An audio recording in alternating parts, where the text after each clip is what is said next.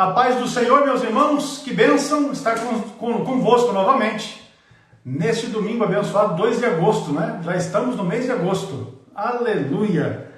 Vivos, com saúde para servirmos ao Senhor.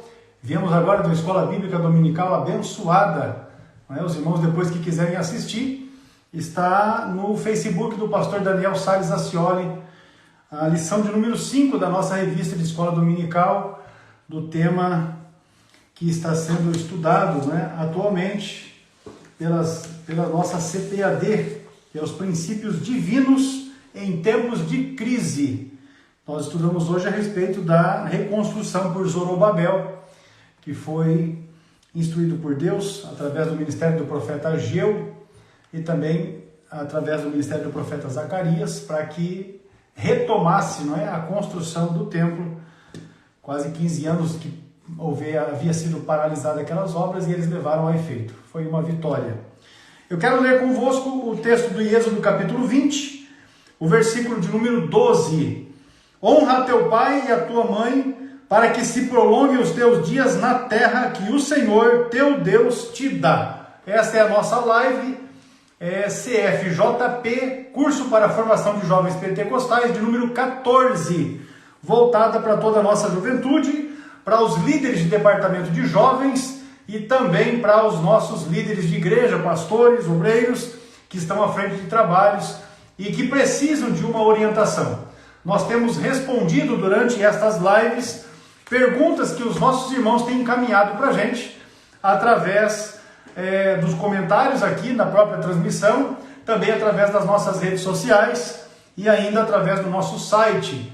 Então, você que deseja realizar alguma pergunta, tem alguma dúvida a respeito do tema que está voltado para a nossa juventude pentecostal, você pode enviar aqui pelos comentários, não é?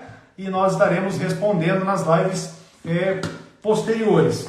Lembrar também aos nossos irmãos que todas as lives que foram transmitidas, que nós fizemos aqui em parceria com o pastor Ciro Sanches e Borges, estão à disposição dos irmãos do nosso canal no YouTube, que é o CETADEB Oficial. Vocês podem acessarem lá o nosso canal. Caso você ainda não esteja inscrito no canal nosso no YouTube, você pode se inscrever. Não esqueça de ativar as notificações para que assim que for disponibilizado novos temas, novos assuntos, também a esta live que estamos levando ao ar hoje, para que você possa também tomar conhecimento.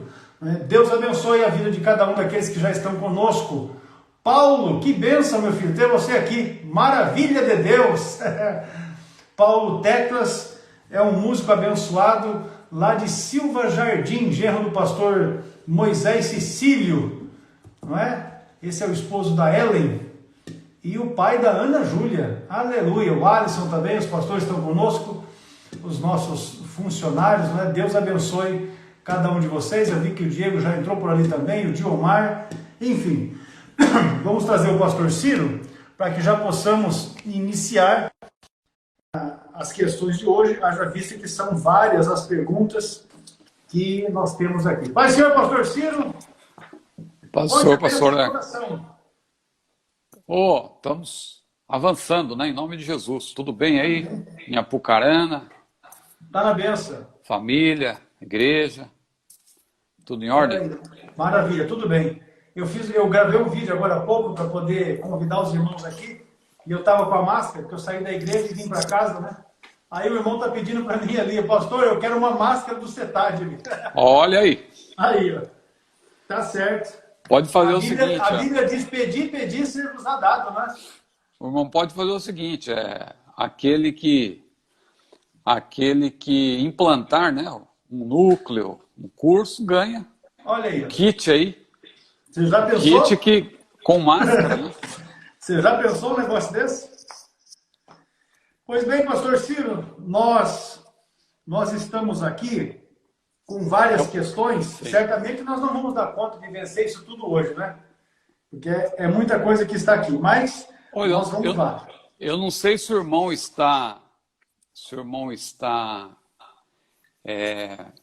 já se deu conta disso, Mas a questão que nós vamos responder agora, a primeira, é a questão de número 62.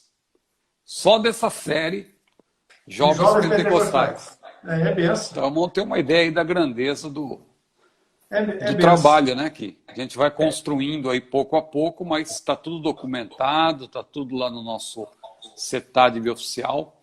E isso aí é um conteúdo gratuito. Então é importante que os irmãos que são nossos alunos divulguem isso. Divulguem até para os seus próprios alunos. Os irmãos que já têm núcleo, divulguem isso. Olha, vocês têm um conteúdo extra lá no CETADB oficial. Você que ainda não segue o CETADB oficial, entre lá, porque tudo isso é parte do CETADB. O CETADB é uma instituição que está com 10 anos e em busca da excelência, cada vez crescendo mais. Então, nós contamos também com a ajuda de todos os nossos colaboradores, os professores, os alunos. Seria interessante, né, pastor Arce, que todos divulgassem o nosso canal do CETADB no YouTube, que temos lá inúmeras perguntas já que foram respondidas no campo escatológico, e agora estamos com essa série também para jovens pentecostais, mas que atinge a todos aí, porque a gente tem respondido perguntas de todo tipo, né? As perguntas são feitas pelos jovens, mas a gente observa que tem uma abrangência que vai alcançar também os da melhor idade. Os jovens com menos de 100 anos, né? Os jovens com menos de 100 anos, todos são alcançados. Mas lembrar a vocês que nós trabalhamos com o curso de teologia de nível básico, médio e avançado. Está aqui, né, o nosso livro do curso básico de teologia, que é um curso modulado, as videoaulas disponibilizadas através do nosso site. Todos os alunos podem ter acesso às aulas que foram gravadas pelo pastor Ciro, pelo pastor Márcio Clauber, pelo pastor João Antônio, enfim, os pastores que nós contratamos para estarem realizando esse trabalho. Nós também temos o curso de nível médio, que é esse módulo aqui.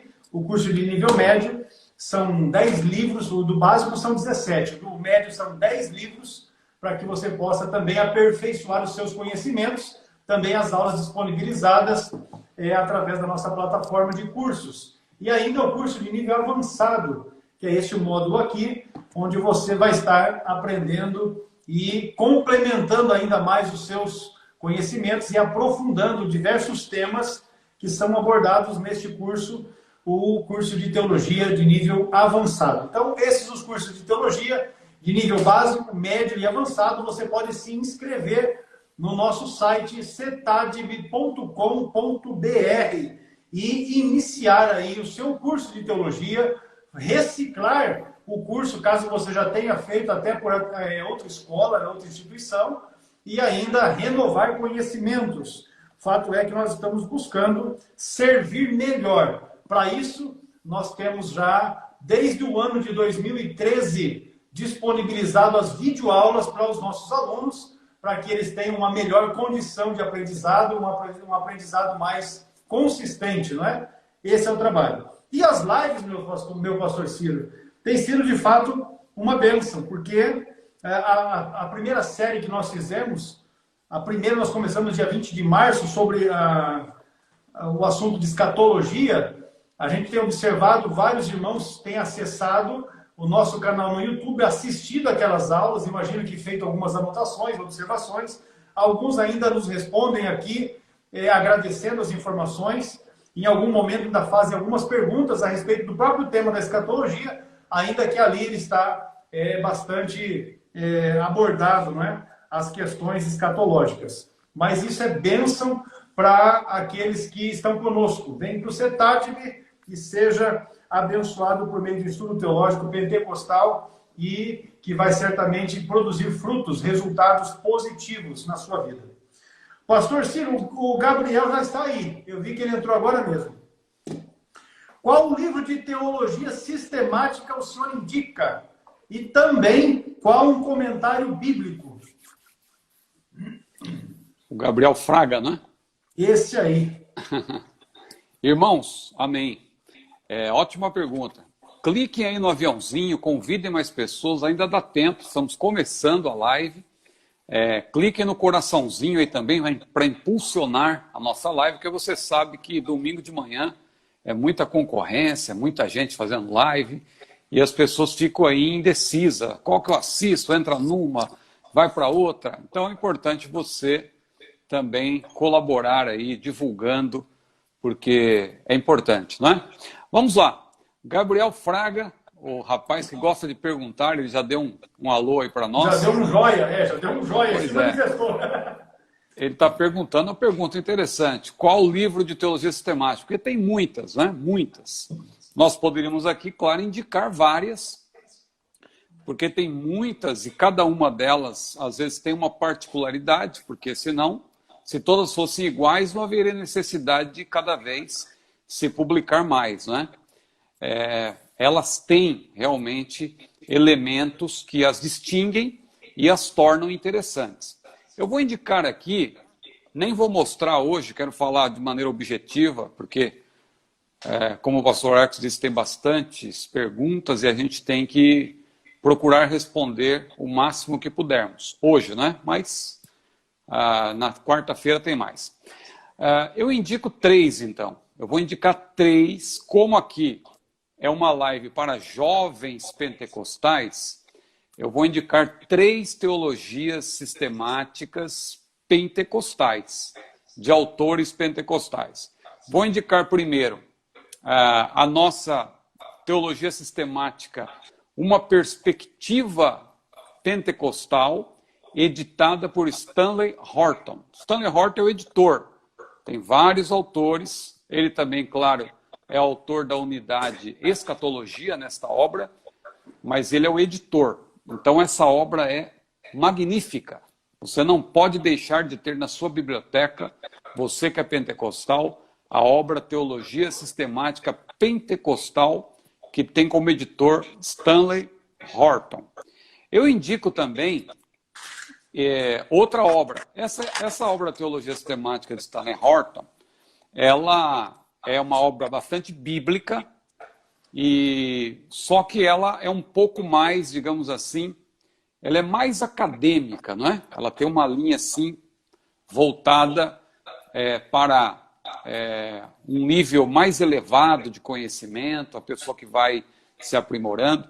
Mas se você está começando e quer uma teologia sistemática que seja boa, tenha também base erudita, mas que faça você compreender a teologia sistemática sem nenhuma dificuldade, eu vou indicar a teologia sistemática pentecostal, cujo editor é o mestre Antônio Gilberto. Antônio Gilberto, que partiu para a eternidade há pouco tempo, mas é o nosso mestre, aí, o nosso teólogo, principal teólogo da Assembleia de Deus no Brasil, né?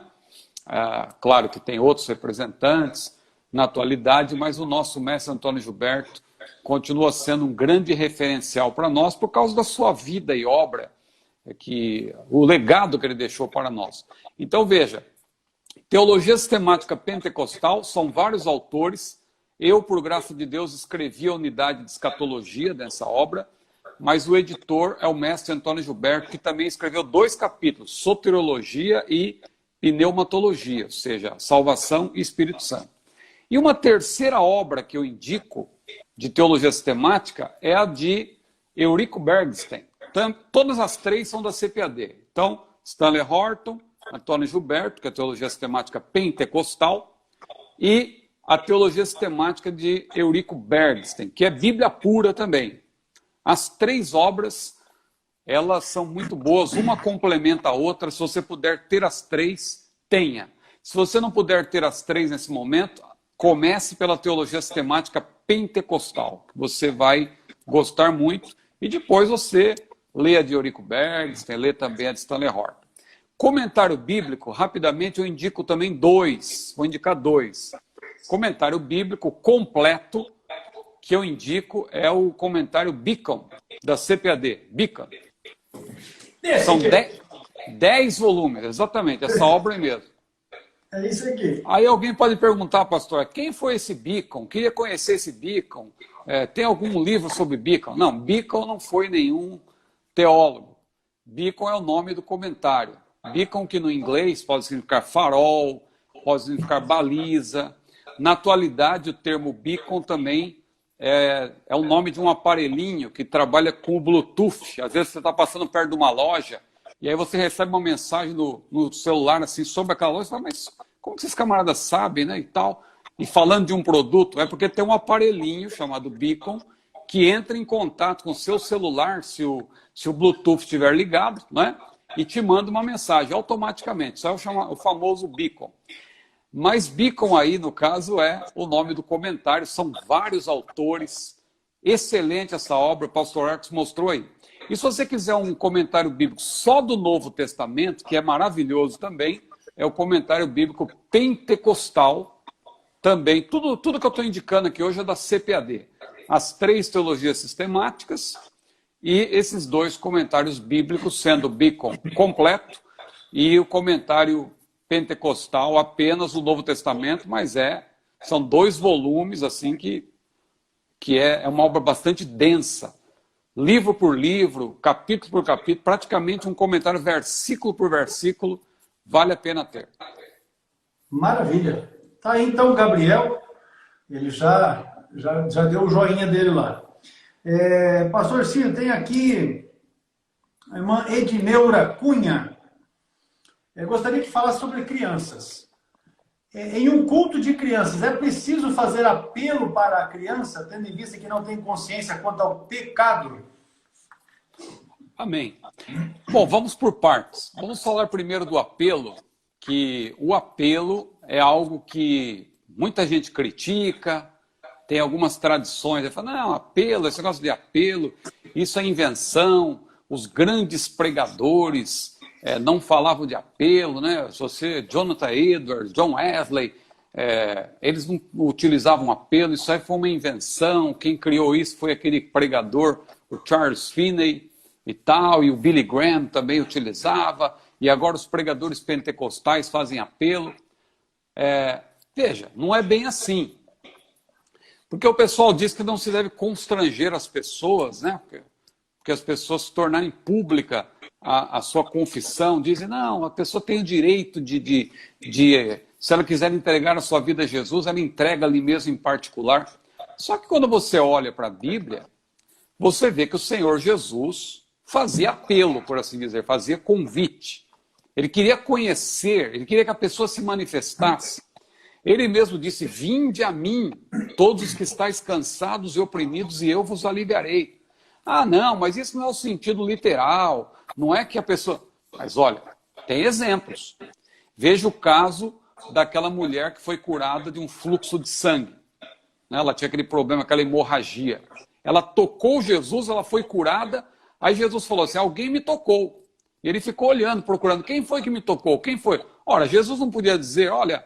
Tu que me tocou, receba aí a salvação. Você não precisa se manifestar, ninguém precisa saber quem você é. Fique aí, não importa, mas que você receba a salvação aí. Nada disso. Jesus falou, quem foi que me tocou? Ele quis saber, a mulher teve que se manifestar, se apresentar. Jesus pregando na sinagoga, tinha um homem com uma mão mirrada, não podia estender a mão, né? Não podia fazer esse movimento, uma mão ressequida. O que Jesus fez? Olhou para o homem e falou assim, vem para o meio. Jesus estava no meio. Vem para o meio. Sai aí, você tem que aparecer. Vem para o meio, vem para o meio. Jesus convidou o homem. Quando o homem chegou lá onde Jesus estava, estende a tua mão. O homem estendeu a mão e foi curado. Então, veja que tem base bíblica. Então, fazer apelo não é errado, né? O problema é quando se exagera no apelo, se transforma numa verdadeira apelação. Aí tem que tomar cuidado. O apelo é você convidar, falar de Jesus, olha, venha e tal. É nesse sentido. Agora, a nossa irmã fala a respeito das crianças, porque realmente tem pregador que até despreza as crianças no momento do apelo. Ele diz, onde está a primeira vida para Jesus? A pessoa aparece. Aí ele começa a dizer, onde está a segunda? Aí vem a segunda. Aí dali a pouco, onde está a terceira? Aí vem uma criança. Aí a criança se apresenta, aí ele nem conta a criança, ele continua dizendo, onde está a terceira? A terceira já chegou. Quer dizer que a criança não tem alma?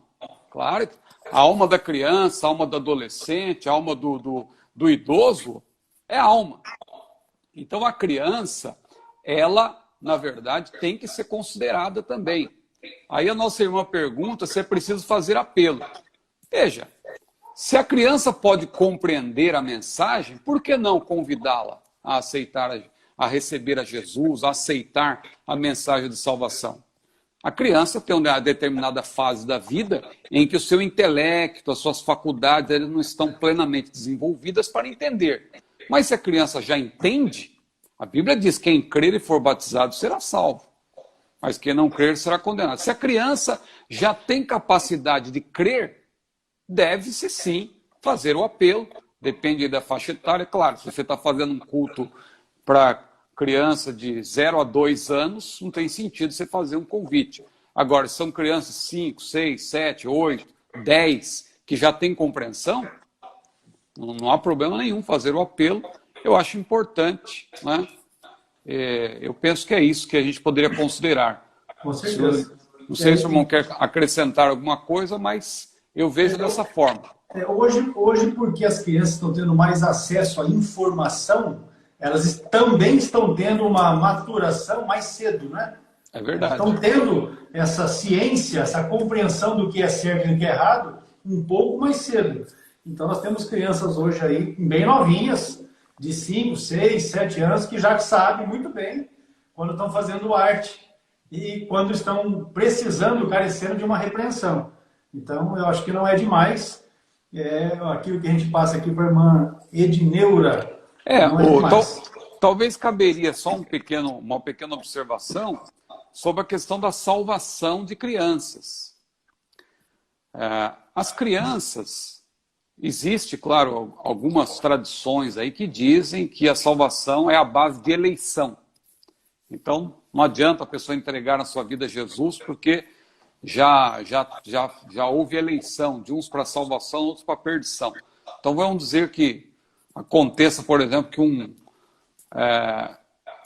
um hospital for bombardeado, morrem 500 crianças.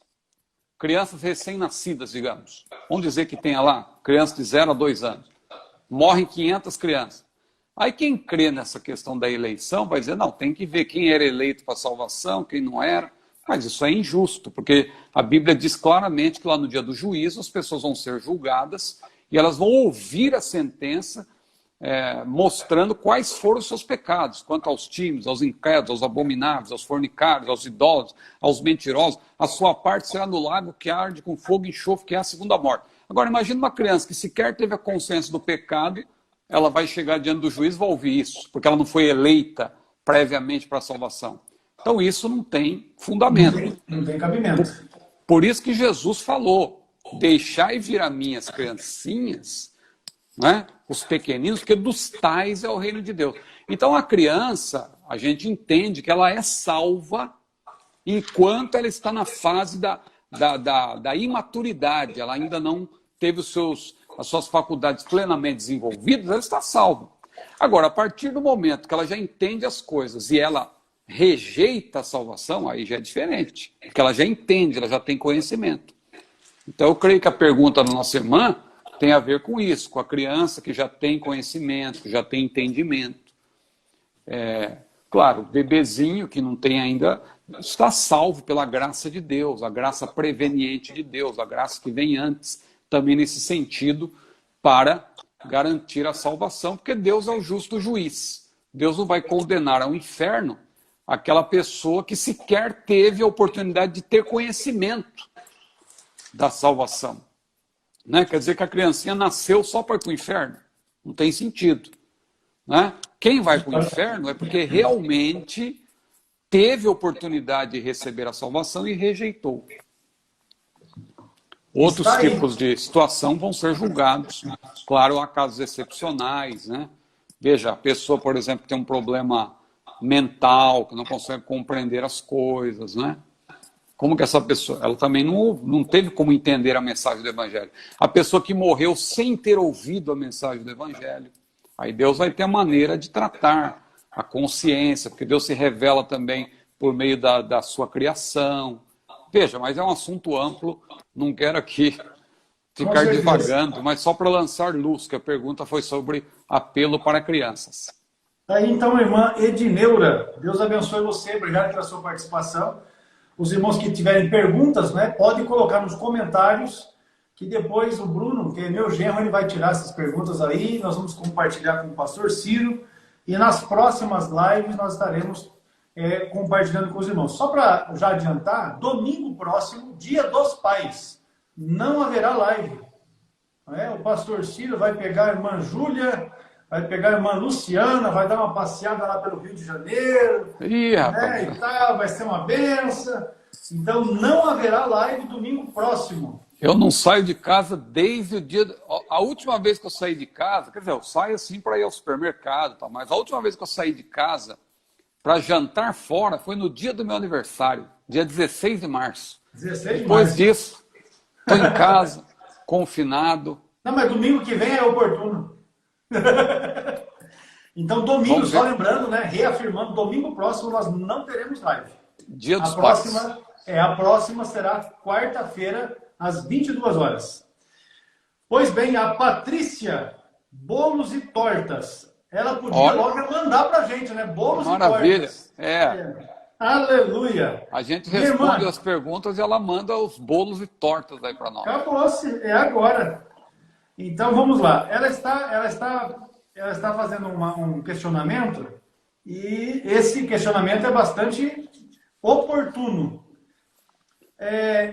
Ela pede que a gente traga instruções para os pais que têm filhos que não querem saber de servir a Jesus, mesmo quando moram em um lar propício, né?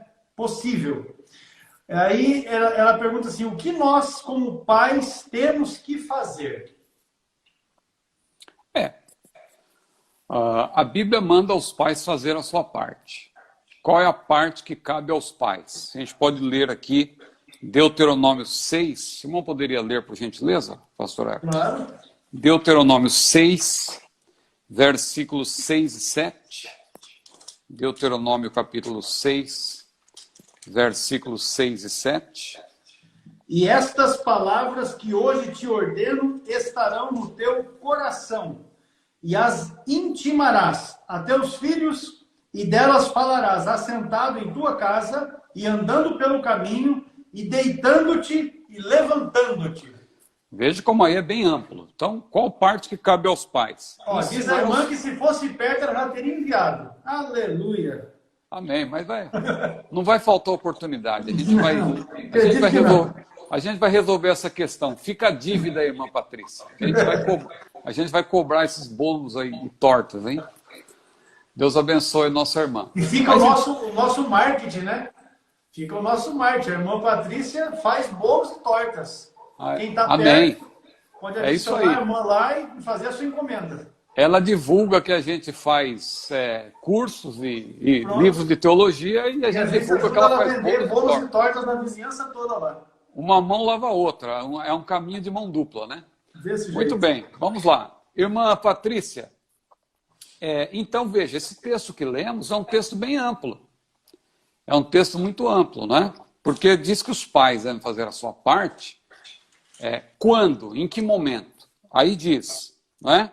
Essas palavras que eu te ordeno, ou seja, a palavra que o próprio Deus estava dando ao povo naquela época, a partir de Moisés, essas palavras estarão no teu coração.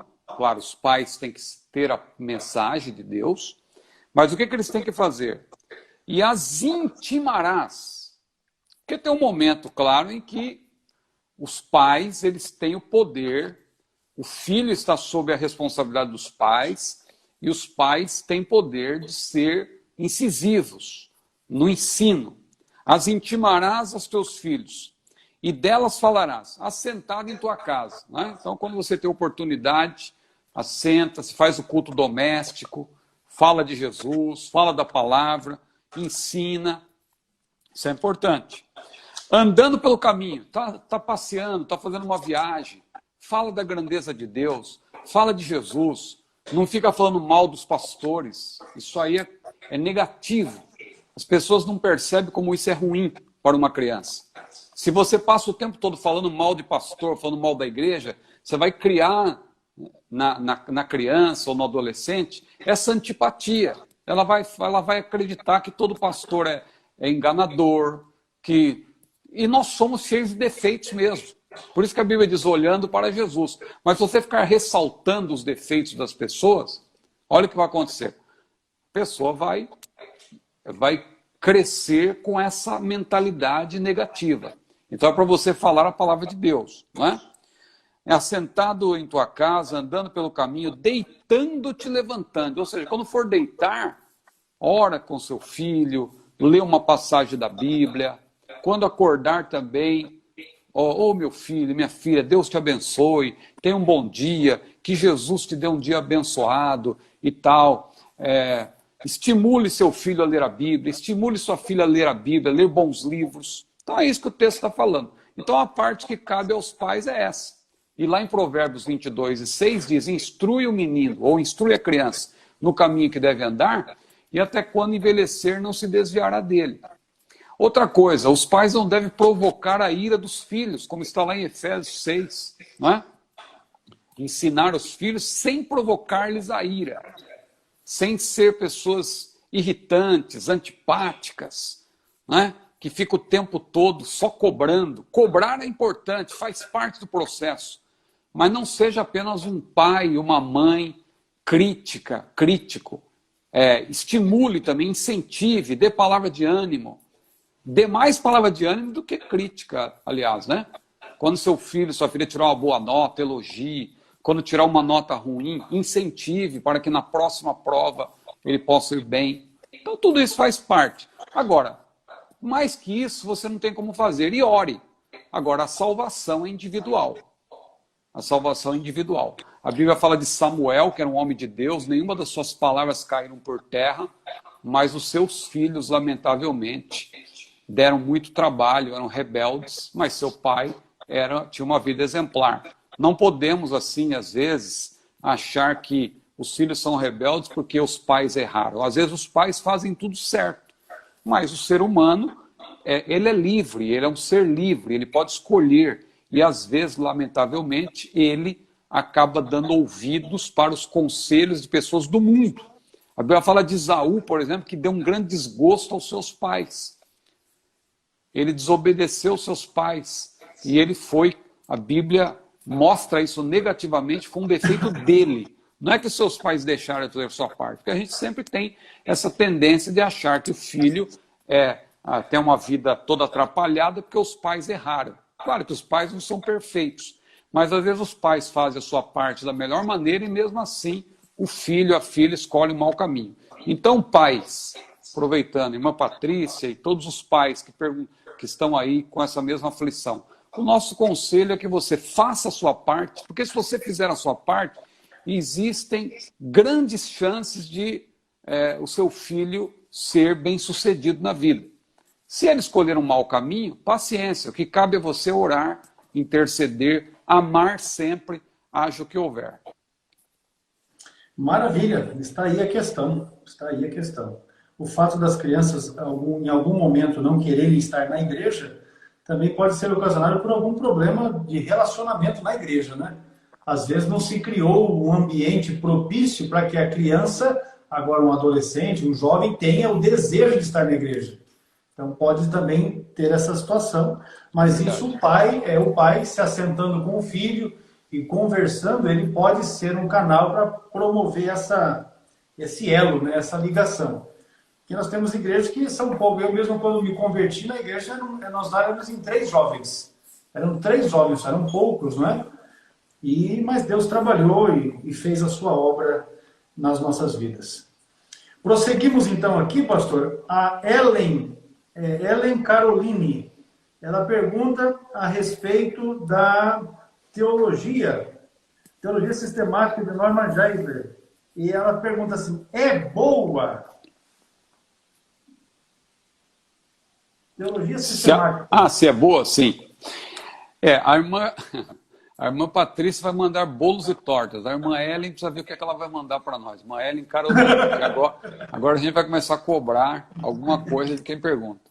Brincadeira, irmã Ellen. Não sei se a irmã está aí assistindo a nossa live. Espero que sim, né? Mas ela pergunta se a teologia sistemática de Norman Geisler é boa. É boa, é ótima, diria.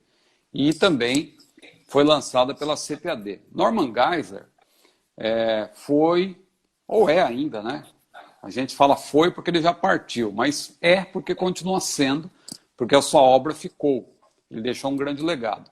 Então, Norman Geisler é um grande apologista, filósofo, né, norte-americano, que morreu há pouco tempo. Ele nasceu em 1932, morreu agora em 2019, no ano passado, um grande apologista. Foi professor universitário durante 50 anos. Então, por aí você vê que as suas obras elas têm um cunho acadêmico. Eu não indiquei entre as teologias sistemáticas, por quê? Porque a obra de Norman Geisler ela já tem um nível bem mais elevado. Ah, mas o irmão não indica coisa elevada? Indico.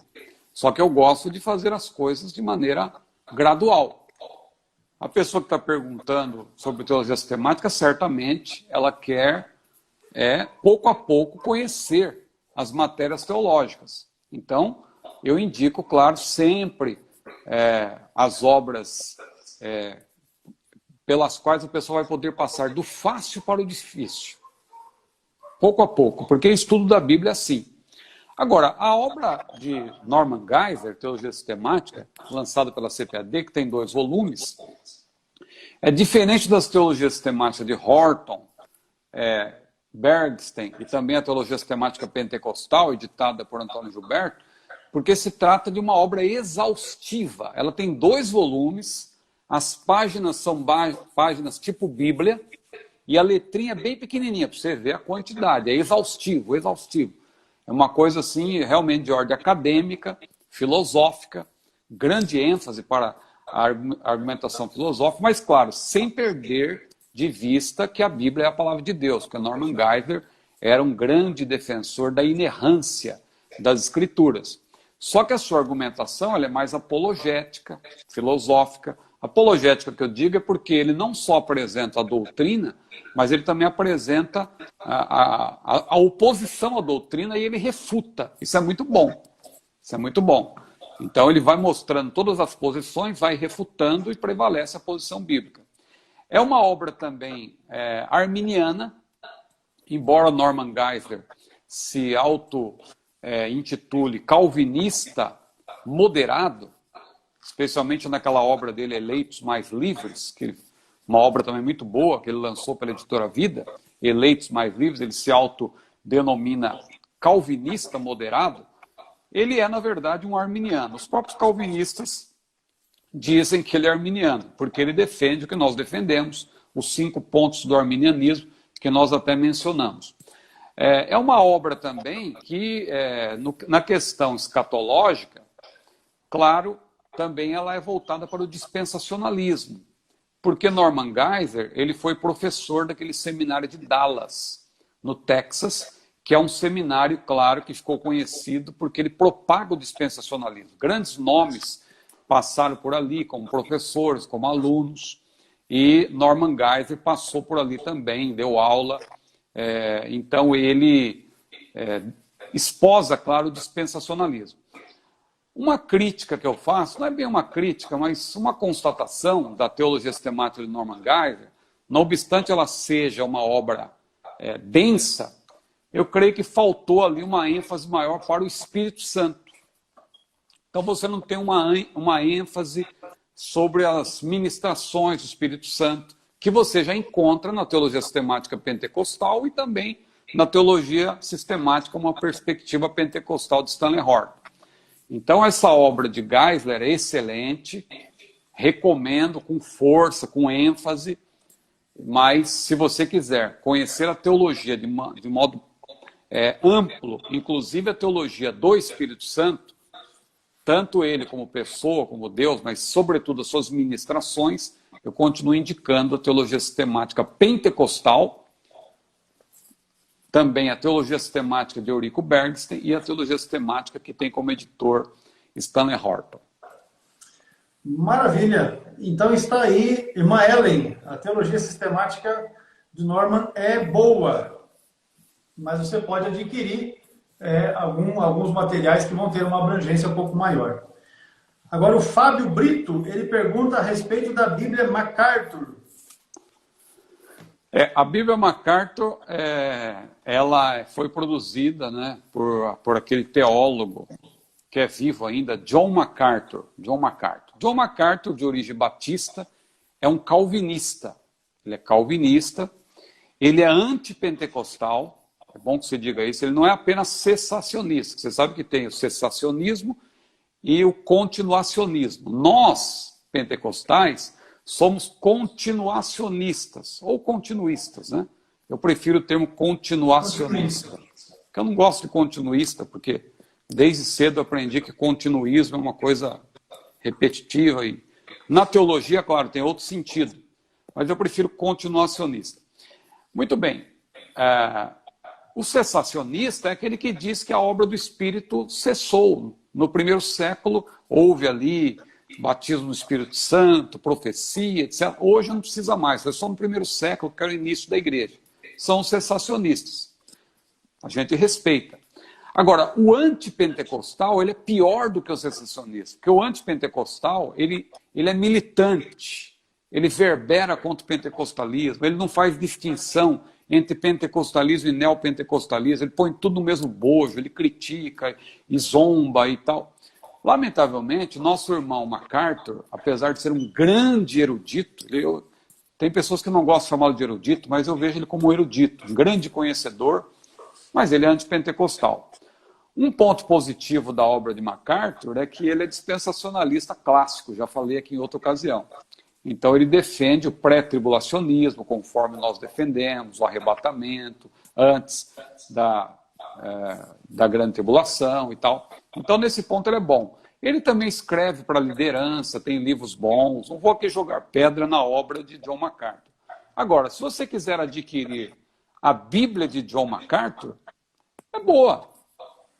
A versão atualizada de Almeida tem mais de 20 mil notas. Mas a minha resposta seria aquela: aprecie com moderação, né, e com vigilância, porque vai ter notas ali que ele vai falar do calvinismo e tal, e nós não somos calvinistas. Respeitamos nossos irmãos calvinistas, mas nós temos uma posição bem diferente, né? Nós não cremos na graça irresistível, nós não cremos na eleição de uns para salvação e, por consequência, outros para perdição. A gente não crê dessa maneira, a gente crê no que, segundo nós defendemos, claro, no que a Bíblia expõe, e temos uma herança arminiana, wesleyana, mas, sobretudo, esposamos o que a Bíblia diz e vemos que, nesse ponto, nossos irmãos calvinistas, a nossa maneira de ver, estão equivocados. Por isso que eu não recomendo com força, com ênfase, a obra de MacArthur, mas se você, meu irmão, minha irmã, é uma pessoa equilibrada e consegue, porque o livro exame é bíblico, examinar e tudo, retende o que é bom. Se você consegue ler e aprender, como eu consigo, por graça de Deus, eu tenho. Vou ser sincero com você, eu tenho a obra de MacArthur. Tenho, aprecio, tenho livros de John MacArthur. Já até recomendei um livro aqui que a CPAD publicou, que é um livro sobre a segunda vinda, que é excelente. Uma das melhores obras escatológicas que eu já li. Então, recomendo. Mas tem esse outro lado. Ele escreveu um livro, por exemplo, Fogo Estranho, em que ele verbera contra o pentecostalismo de maneira pejorativa e tal, exagerada.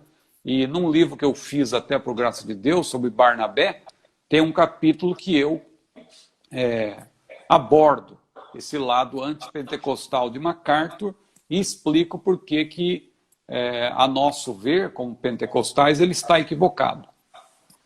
Maravilha, então está aí. A Bíblia MacArthur é boa, mas é como um peixe que tem muitas espinhas. Tem que ir mais com cuidado. Tem que ir com cuidado. Roniele Araújo faz uma pergunta aqui, pastor, a respeito da Bíblia da Sociedade Bíblica Trinitariana, a versão de Almeida Corrigida Fiel. Almeida Corrigida Fiel. Realmente muitos irmãos perguntam isso, e é uma boa oportunidade para a gente responder, porque as pessoas, inclusive, querem saber a diferença entre a Corrigida Fiel e a Corrigida que nós utilizamos, a de 1995, que está na Bíblia de Estudo Pentecostal e tal, que nós utilizamos. A diferença aí é que são sociedades bíblicas diferentes. A Sociedade Bíblica do Brasil publica a Almeida Revista e Corrigida. A Sociedade Bíblica Trinitariana publica Almeida, Corrigida e Revisada Fiel. Eles usam esse adjetivo fiel porque, segundo eles, o texto deles é fiel. E o da Corrigida, nossa, não é tão fiel assim. Realmente tem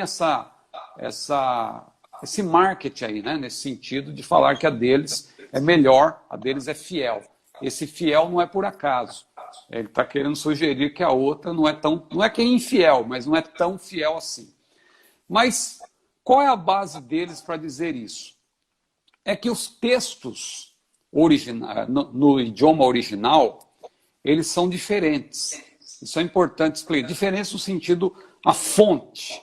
Não é que eles sejam conflitantes a rigor, mas eles têm fontes diferentes. Então, por exemplo, quando você fala do Antigo Testamento, aí não tem discussão. É o texto massorético, né, lá do século XI, e que era criticado porque tinha uma distância entre os originais, mas depois da descoberta dos manuscritos do Mar Morto, em 1947, essa discussão aí, ela não é tão importante, porque o Antigo Testamento já é um consenso sobre o texto final, então não há discussão sobre isso. A maioria das discussões ocorre quanto ao Novo Testamento, porque no caso do Novo Testamento, você tem, na verdade, 3 tipos de texto. Eu falei de 2 outro dia, só que tem um que pode se dividir em 2. Eu falei do texto recebido e do texto crítico. O texto recebido são aqueles poucos manuscritos que havia no tempo da Reforma, e eles foram reunidos, houve ali uma comparação, um cotejamento, e ali produziu-se uma tradução e foi usado pelos reformadores. E esse texto foi usado como base para as nossas Bíblias também de hoje. A própria King James. Veja que é interessante que a Sociedade Bíblica Trinitariana no Brasil diz que o texto mais fiel é Almeida Corrigida, né? Só que lá nos Estados Unidos, para eles, a mais fiel é justamente a King James Version, de 1611. Eles falam que é o texto mais fiel. Então é uma questão de marketing também. Mas voltando aqui aos 3 textos que eu falei. Então você tem o texto recebido e você tem o chamado texto crítico. O texto recebido é aquele texto que foi reunido, os textos gregos, né, que foram comparados, porque havia pequenas variações entre eles, e aquele homem, Erasmo de Roterdã e outros também, ali acabaram chegando num consenso de um texto, não que eles eram discrepantes entre si, mas eles tinham variantes, e aí houve uma comparação e chegou-se num texto final. Só que foram poucos textos, né? 6 textos, mais ou menos, que foram comparados. O texto crítico, na verdade, o que é? O pessoal foi descobrindo que existem cerca de 6.000 manuscritos, muitos deles completos, outros incompletos, parte e tal. Então, os eruditos vão fazer o cotejamento, vão criando famílias de manuscritos, essa família tem as semelhanças, essa outra tem... E aí depois chega-se num texto final. O problema do texto crítico que eu citei, que é também o texto conhecido como texto eclético, porque o pessoal que geralmente lida com esse tipo de pesquisa, eles são progressistas. Eles não são conservadores. Então eles querem, por exemplo, isso aqui não aparece na maioria dos manuscritos, tira fora. Então, por exemplo, Marcos 16:15, ide por todo mundo, pregar, é um texto que já foi recebido como palavra de Deus e que tem amparo do contexto. Aí o pessoal quer tirar da Bíblia. Não é assim que funciona. Então o texto crítico, a gente se preocupa. Mas quando se fala de texto recebido, é aí que entra a questão da discussão entre corrigida da Sociedade Bíblica e corrigida da Sociedade Trinitariana. Existem os chamados textos, o texto majoritário.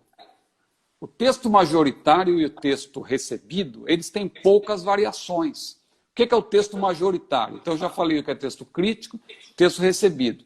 Texto crítico leva em conta todos os manuscritos mas dá ênfase mais para as diferenças, e às vezes acaba excluindo textos que eles acham que não está estava no texto recebido, mas não estava em outros e tal. Então o texto crítico vão deixar de lado por enquanto. Vamos pensar no texto recebido, e aí o texto recebido são aqueles manuscritos do tempo da Reforma. Mas tem o chamado texto majoritário. Esse termo majoritário significa maioria, porque tem muitos manuscritos do grego. Então a versão trinitariana, ela se baseia nesse texto majoritário, a maioria. E quando eles comparam a maioria com aqueles poucos textos que geraram o texto recebido, aí eles dizem que o texto deles é mais fiel. Mas as diferenças, com toda sinceridade, são irrelevantes. Eu posso até citar algumas aqui, ó. Esse assunto é acadêmico, se for entrar aqui em questões, pode ficar longa a resposta. Mas existem cerca de 2.000 variantes entre o texto recebido e o texto majoritário. Mas as variantes, assim, Cristo Jesus, Jesus Cristo, veja, não muda o sentido. O que muda o sentido, mas não muda o sentido, muda o sentido ali específico, mas tem base no contexto, não é uma contradição. Então, por exemplo, 1 Timóteo 3,16. Não vou nem ler para ganhar tempo. Vou ler só o começo aqui. Ó. 1 Timóteo 3,16, na versão corrigida de Almeida, 1 Timóteo 3,16, diz assim: e sem dúvida alguma, grande é o mistério, aquele que se manifestou. Está falando de Jesus, aquele que se manifestou. Na corrigida fiel, você não vai encontrar aquele, você vai encontrar Deus. Deus se manifestou. Mas Jesus é Deus, então pelo contexto você entende que não muda o sentido. Agora tem um texto que é muito citado, Apocalipse 22:14, aí tem uma diferença. Apocalipse 22:14, na versão corrigida de 1995, que a gente utiliza, diz assim: bem-aventurados aqueles que lavam suas vestiduras no sangue do Cordeiro. Na versão corrigida fiel, diz: bem-aventurados aqueles que guardam os seus mandamentos. Aí é diferente. Lavar as vestiduras no sangue do Cordeiro e guardar mandamentos tem diferença. Só que as duas coisas estão certas, porque as duas coisas são amparadas pelo contexto. Então, alguns manuscritos, no caso da corrigida fiel, a maioria dos manuscritos, ou seja, os textos majoritários, né? A maioria, o texto majoritário, diz realmente guardar mandamentos. A corrigida de Almeida, nossa aqui, também, as duas são de Almeida, né? Mas a corrigida da Sociedade Bíblica do Brasil, ela se baseia no texto recebido, aqueles poucos manuscritos. E lá você encontra, na verdade, bem-aventurados que lavam suas vestiduras no sangue do Cordeiro. A maioria dos manuscritos não diz isso, diz guarda os mandamentos. Aí alguém cria essa questiúncula aí, tá vendo? Essa aqui é mais fiel. Quem gosta muito disso, desse tipo de discussão, são os adventistas do sétimo dia. Porque eles pegam esse versículo aqui, tá vendo? Ó, torceram a Bíblia para dizer que a gente não deve guardar os mandamentos. Porque eles leem mandamentos aqui como os 10 mandamentos. Aí eles acham que tem que guardar o sábado. Só que aqui mandamentos, o termo mandamento é amplo. Não é uma referência só aos 10 mandamentos. Jesus também apresentou mandamentos. Jesus mesmo disse: um novo mandamento vos dou. Paulo apresentou mandamentos. Os mandamentos da palavra de Deus não são só os 10 mandamentos. E com respeito ao sábado, a Bíblia é clara. Quando diz Jesus, ele falou ele repetiu 9 dos mandamentos e fez observações sobre eles, mas quanto ao sábado, Jesus não disse nada. E mais adiante ele disse: o sábado foi feito por causa do homem, não o homem por causa do sábado. Ora, se o sábado foi feito por causa do homem e não o homem por causa do sábado, logo nós temos domínio sobre o sábado, né? Então, veja, eu estou aqui divagando, mas o que fica aí para concluir é que entre corrigida da Sociedade Bíblica do Brasil e corrigida da Sociedade Bíblica Trinitariana, o que mais tem é marketing.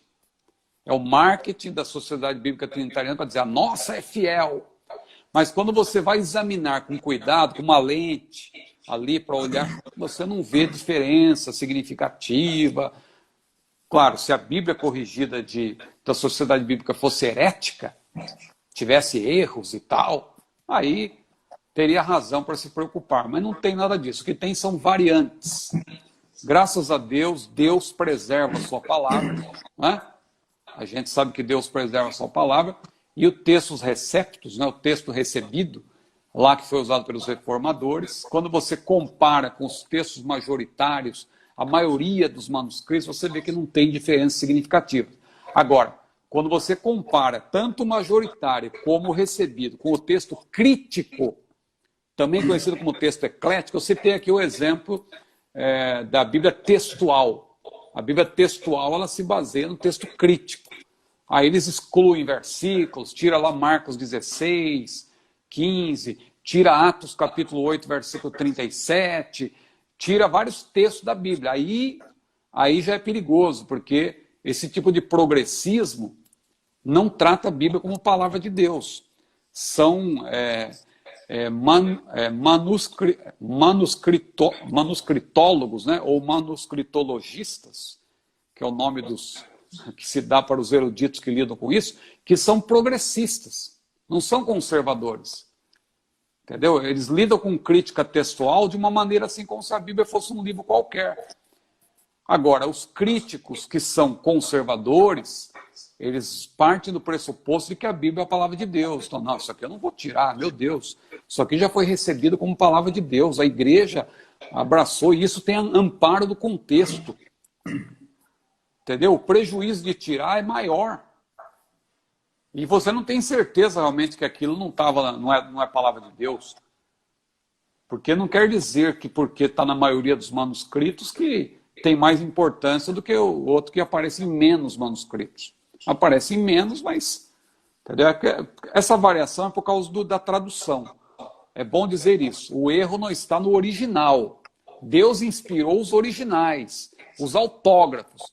Mas na tradução, o copista ali, era para escrever céu, por exemplo, ele escreveu seu. O som é igual, porque alguém estava ditando. Aí o camarada falou céu, o outro entendeu seu. Pelo contexto você percebe. Então, são coisas que a crítica textual conservadora resolve. Agora, a crítica textual progressiva gera esse texto eclético aí que vem com uma série de dificuldades e acaba fazendo com que o crente leigo, que não tem conhecimento desses pormenores, ele seja até abalado na sua crença, na sua maneira de ver a Bíblia. Não, sabia? Foi mudada pelos homens, que negócio é esse? Não é nada disso. A Bíblia é a palavra de Deus e Deus preserva a sua palavra. Pastor Ex, olha, desculpa aí, esse assunto é complexo. Mas é importante. Eu vi que passou uma irmã ali, fez a pergunta a respeito da Bíblia contextual. A Bíblia contextual, o pastor Ciro já falou a respeito dela na live da semana passada. O nome é Bíblia textual, né?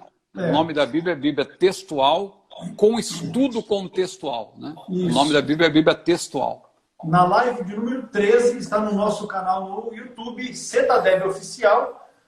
Eu acho que foi um pouco antes. Porque da live, eu acho que na live 13 eu falei da Dake, né? Sobre a Bíblia textual deve ter sido a 12 ou 11, por aí. Eu tenho aqui... Porque depois eu falei da Peshita também, ou antes, não sei. Foi. A Peshita foi na 9, depois a contextual foi na 10.